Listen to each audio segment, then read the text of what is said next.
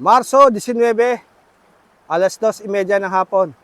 At nandito po tayo sa Barangay Kamiing, dito po sa Lateral Canal. At meron po tayong makakapanayam na isang magsaka na taga Narbacandos. Ano po pangalan ninyo, kuya? Rudy Javier. Rudy Javier. Ang bukid po ninyo nasa Nasa dulo doon. Narbacan. Narbandos. Opo, kamusta po patubig doon? Isang bisis pa lang kaming nakakuha. Kailan po?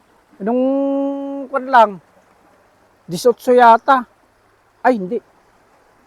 Kahapon, 18. Hindi, nung kwan. Nung 14. Yun pa Oh. lang pagkakuha ko ng tubig doon. Doon pa lang? Oo. Opo. Sako po ba kayo ng North Gimba Irrigators Association? North yata to. Ha? North. Opo. Ngayon po ay araw po ng North Gimba downstream. Yung po bang Narbacandos? Saan po ba yan? Sa downstream o upstream? Downstream din yata to eh. Downstream. Oo. Parang nakasarado po ata. Tama ba? Nakasarado yung... Sarado. Yan po bang drop na nakita natin? Yan yung papunta sa Narbacandos? Papuntang Narbacan yan. Opo. Kaya sa amin doon, hindi umaabot yung tubig. Opo. Pag 2 araw lang kasi, hindi kami puro water pump magamit namin doon. Kaya kawawa kami doon eh. So, nung 14 lamang kayo nakakuha ng tubig? 14 lang.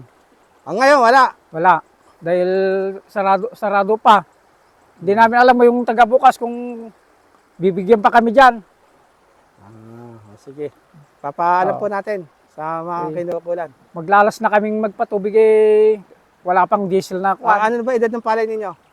Kung na.